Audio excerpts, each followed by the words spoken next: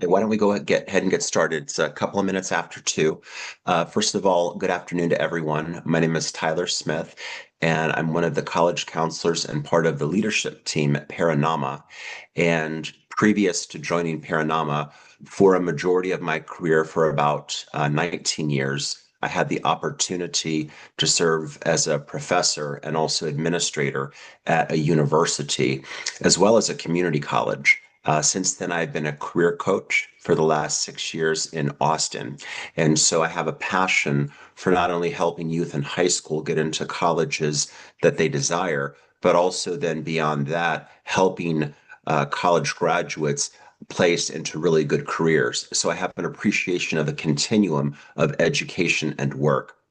Today's topic is going to be scholarships, honors, and positioning. It's the third part of a 4-part installment of a complimentary webinar series offered by Paranama.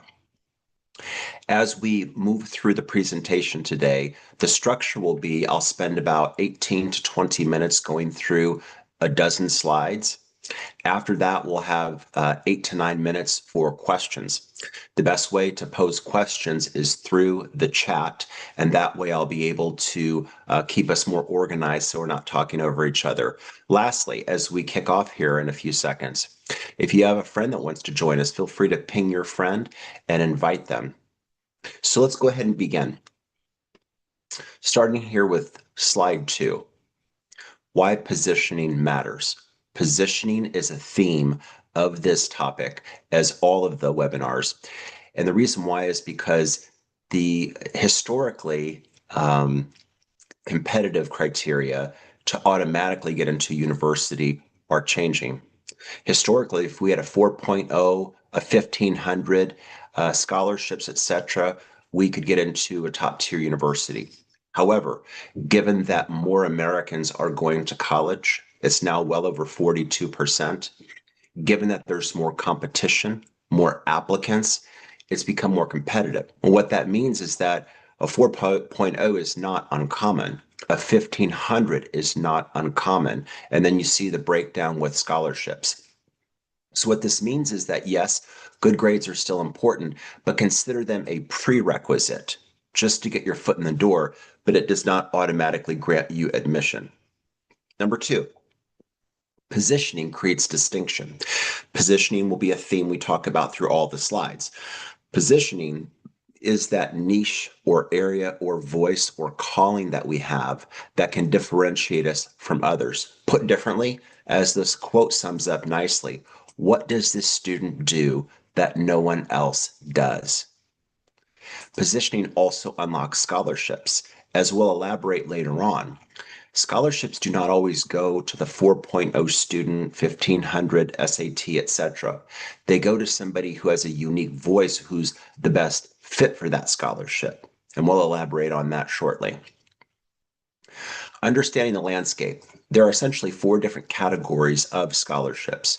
The first one is merit. As it suggests, your merit, your hard work is rewarded. Thus, they are based on performance and outcomes, whether it be academic performance, test scores, your rank, GPA, and there are some examples down here of how it's measured. Well, then we go over to need-based. Now, need-based has to do with financial and other circumstances. So, financial could be in the area of FAFSA, CSS, and specifically we get into grants, loans, work study. It does not mean you have to be in poverty to qualify, okay? Put differently, there are many middle income families who can qualify as well. Institutional scholarships. This means the academic institution, the university itself. When I was at Baylor, Baylor has a presidential scholarship. They had a gold level scholarship. These are ones the institution gives out based on their criteria. Now, they are offered directly by colleges to attract the top students, but also students who find their niche and voice, who are good fits, even if they don't have the 4.0. They're often the largest single source of scholarship money. Many combine merit and need, and that's very important. We have to research and look at the details to see what the qualifications are. Once in a while, they can be negotiable if that student has competing scholarship offers from other universities. Not unlike in my coaching career. If one of my clients gets an offer from two companies, they might negotiate the salary with one to get it a little bit higher if that company really wants them, just like the university. Well, if we have institutional scholarships, we also then have external, outside. These range from anything from for-profit to nonprofit. Certainly, in the realm of for-profit, we have corporations, but NGOs, nonprofits, foundations, trusts, they also give scholarships. They range from usually a minimum of 10,000 to full tuition coverage. They're highly specific criteria, ideal for position students. Again, position students is going to be a theme we unpack. Students who have a niche, an impact, they find their voice, they make a difference in society. Therefore, again, it's not just the 4.0, 1,500 SAT students. It's also those students who have made an impact, who are laser beams. Here are some examples. Really, the most well-known one that I'm aware of is the Fulbright. Common scholarship miss, okay? Only perfect students get scholarships. Again, they're not just looking for the 4.0. They want to see somebody who was a laser beam in one thing for several years and made a difference. Number two, you need national and international awards. Well, first of all, let's debunk this myth. Okay, most scholarships never ask for national recognition. That's very, very rare. It's not wrong and it can help, but it's not required. Consistent local leadership. There's this idea from about 40 years ago with the environmental movement, sustainability, etc. And the saying goes like this: think globally, but act locally. Okay. It's better to make a huge impact locally than to do something on a much lighter, lesser scale nationally. Scholarships are only for financially needy students. Not true. We just saw the previous slide that there are merit-based scholarships. Accordingly, scholarships are found, not built. This is a huge myth. What not to do is to look for scholarships 6 months before you graduate. The most important thing to do really with building your portfolio of scholarships to apply for is spending several years targeting them and then building your unique voice or niche or positioning statement accordingly. In other words, it takes years of planning, which is why Paranama likes to start working with students on college counseling as early as 8th grade to prep them for the next 4 years of high school. One big award is better than many. Not true. There are many examples of a portfolio of targeted scholarships that have a combination of different sources and different criteria, ranging from tuition to living to research, etc. And sometimes that combination of smaller grants and awards can be larger than the total of one large one. Scholarship essays don't matter much. Again, not true. For most competitive scholarships, the essay is the primary differentiator. And again, this differentiator gets into voice, clarity, and narrative. Again, your positioning statement. Now, what are honors? There are really 5 different categories when you break it down. Certainly, they're academic, the GPA and all of these different things. We have awards, the AP Scholar, and so forth. Well, then we get into competitions and Olympiads, which Paranama is quite strong in. We had a young lady about a year ago who I was a college counselor for, and she was a national champion in chess for the girls division. And so that's just one example. But some subcategories: math, science, debate, model UN, you get the idea. Research and publications. We have one young man, Tejas, who's graduating literally this past week out in North Carolina. The summer between junior and senior year, he had the opportunity, since he's in North Carolina, close to Raleigh-Durham, to conduct research with a Duke University professor. That is significant. Leadership recognition. Now, leadership can be broken down in a lot of ways. When I was in high school, student council was my jam. That was my wheelhouse. That was my passion. And it's not just that I was an elected student council member 4 years. I did have the honor to be student body president my senior year, but it wasn't just enough to have the leadership. Number 5 is what I'm most proud of. Who cares if I was just president? What I was proud of is that we helped the elderly, children in low-income families, students with disabilities, we measurably help them in our local community. And so that is what I am most proud of. So impact-based achievements. Quality versus quantity. Okay, the quantity, let's knock that out first. This is what not to do. Okay, don't do 15 clubs with no leadership. That would be like taking a gallon of water and trying to water the desert. Good luck. It's going to evaporate and make no difference. Okay. Certificates. Now, certificates seem impressive, but the reality is that they are an input, not an output. And again, we want to see output, outcome, impact. And someday when our students get jobs, they're not going to be rewarded just by going through the motions. Today's workforce, Amazon, Google, all of them, what they care about are outcomes. You didn't just do the job, but you added value. You improved something, not just did it. Awards with no evidence of real world impact, starting in grade 11, that's way too late. We have to show consistency, that you maturely focused on your niche or your positioning statement all 4 years. And then academic honors without depth or rigor. Quality. Quality is where we're going. Put differently, instead of 15 things, do a few things very, very well. Maybe you get a couple of prestigious wins in your core domain. Initiatives look more mature if they start by grade 8, 9, no later than freshman year, and they show consistency. They're tied to measurable outcomes. Again, not inputs, outcomes. And then maybe advanced coursework with a research publication. Again, an outcome. Now, let's break down this narrative theme I've been talking about the whole time. Positioning. What does that mean? Finding your niche. Finding your niche is not unlike your purpose in life. An example right here would be, what could I talk about for hours? What problem makes me angry that I want to solve? I used to pose these questions to my college students, and now we do it with our high school students. So put differently, your niche is the intersection, the nexus of what you love, what you're good at, and what creates value for others in society. Second, your positioning aligns activities and goals. So once you find your passion, your niche, then what you do is you find activities and goals that accordingly match them. This is kind of like your action plan, okay? So it's activities, clubs, honors that support your narrative. Question, does this activity strengthen or distract from my narrative?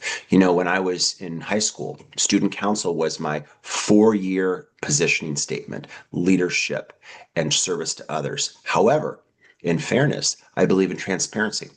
I was involved in too many clubs outside of it. I was involved in the French club and some other ones, and those aren't wrong if that's my passion, but they weren't. And so they detracted from some of my time. So again, ask yourself how you can have a consistent narrative. Building a coherent narrative specifically. That admissions officer should say, oh, she's a student who blank. And it should be clear, specific, and memorable. If a college had 10 seconds to describe me, what would they say? Think about that. Now, what does strong positioning statements look like? Now, we're going to give 3 different categories, generally speaking. The STEM innovator. And we all know that STEM means science, technology, engineering, and math. But let's break it down. What would it actually look like? Well, one student might use AI to solve rural healthcare problems. I have a young man right now whose passion project, he's interested in using highly research-based podcasts based on AI research to interview top environmental experts in India to curb some of the pollution issues they have, not only for the environment, but also for the citizens. Activities. If you built a low-cost diagnostic tool, presented at a state fair, mentored by a professor, co-authored a research paper, well, then we have awards that can measure it as well, Olympiads, etc. Now, the social entrepreneur, they're really focused on social impact, okay? So somebody who maybe turned a school project into a real business to add value, okay? They founded an artisan marketplace connecting villagers and craftspeople to urban buyers. They had a certain number of families and they raised money. Bottom line, they raised money. Maybe they won an entrepreneur award or a social impact fellowship. Okay. Then lastly, the humanities leader. They're using debate, rhetoric, writing, and advocacy to help others. In particular, we'll say youth policy. Well, we have Model UN, we have think tanks, we have a lot of different categories. TEDx is a really hot one right now for youth. Perhaps they got an award, Best Delegate, Youth Leadership, featured in a publication. I was featured in a publication one time. It really surprised me. I was honored, but that stemmed from my focus because my positioning was leadership and student council and service to others. Positioning mistakes for students and parents. Random activity stacking, kind of like we just said, don't just randomly join things. Make sure they have congruence across each other. Certificate chasing, they're not wrong, but they're only an input, not an output. Resume building without substance, don't do something just because it looks good. The admissions officers will quickly read through that and see that it's not you. Maybe it's somebody else. Lack of consistency over time. We want to join clubs right out of the gate freshman year and not wait till junior year. Copy and a peer strategy. If you copy a peer strategy, you're not being authentic. And even if you can fake it for a while, eventually they will see that it's not you. Because remember, beyond the resume and the activities, they'll see your essay, and your essay really needs to match your career track record in high school. Waiting for grade 11 to start. We've mentioned that a couple times. Very important to avoid that. So, how can Paranama help you? A lot of ways. Number one, strategic profile, grade by grade roadmap covering everything that is requisite for the college admissions. So we have academics, activities, honors, awards, scholarships, but they are tailored specifically to each child. Niche and spike discovery, your niche, your voice, your purpose, your positioning, all of that comes through structured one-on-one sessions to help students discover and develop their unique positioning anchor well before the pressure of applications. Another one, scholarship research and guidance. We have a database of scholarships, again, that are unique to each different child because not everybody's going to apply for the same ones. So we're going to make it unique to that student. Activity selection, finding not any activity or a lot of activities, but the right activity to support your niche. Essay and application strategy. This is really fun, helping students to be able to find their authentic voice and then to be able to use effective creative writing. Long-term membership. We're not a one and done. We don't meet for 1 month or even 1 year with a student. Paranama, we want to work with them really starting as early as 8th grade for college admissions all the way through senior year. Key takeaways from today before we get into your questions. Positioning is the foundation of everything. Remember, grades can open the door, but they're not a guarantee of admission. Your positioning gets you and earns you recognition. Scholarships are strategic, not lucky. They take several years of planning. Quality always beats quantity. That's really the mantra for admissions these days. Authenticity is your advantage. Don't be like somebody else. Don't sweat it if you're not 4.0. Be you, be a laser beam, and make a dent in an impact in an area of society, quality over quantity. Strong profiles are built over time, not overnight. We really want to be starting with students as early as grade 8. But even if you join us freshman, sophomore year, still that's way better than junior or senior year. Now, the next step here, you can book a free strategy call with us, 30-minute complimentary one-on-one with a counselor to find your unique niche, spike, etc. Join in our Paranama webinar and then connecting with Paranama. We have all kinds of free stuff, weekly tips, scholarship alerts, etc. Now, we have plenty of time, again, as promised, 8 to 9 minutes for questions. So I'm going to give you a minute to compose your question. And if you would please pop it into the chat, I'll read it. So go ahead and take a minute. Any questions are welcome.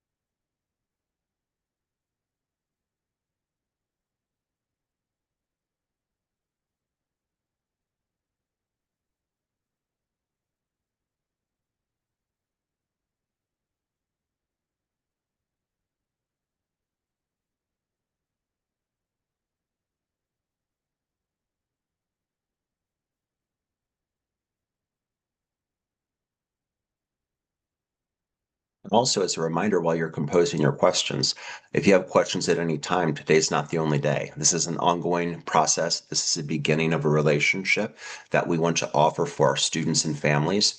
So if you have a question, again, the free strategy call, the webinar, which is going to be next Saturday, and then the connection through our WhatsApp. So you can always reach out to us with your questions.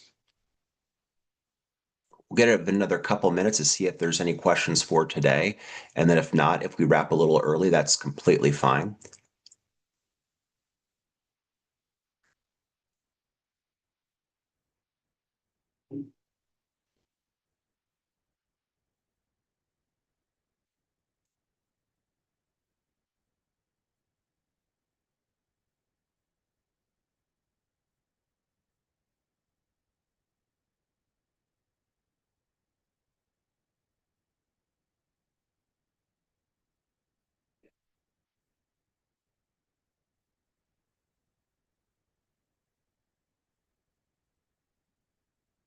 We'll give another minute to see if there's questions, and then we'll wrap it up. And again, next Saturday at 2 p.m. Central is going to be session number 4 in our 4-part webinar series. So please look out for it and also invite your friends.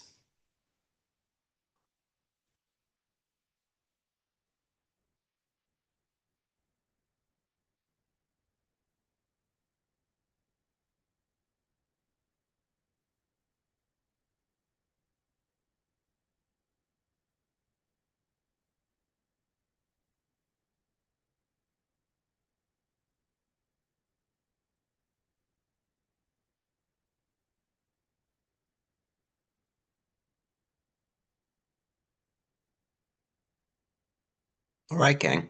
So let's go ahead and wrap it here. Again, I really appreciate your attendance and participation. Feel free to join us again next Saturday at 2 p.m. Central for the 4th of the 4-part series webinar. Again, it's complimentary, just like today. And then also, 3 ways to connect with us: booking a free strategy call, connect with us through the next webinar, and then also through Paranama, our WhatsApp. Thanks for joining us and have a great weekend.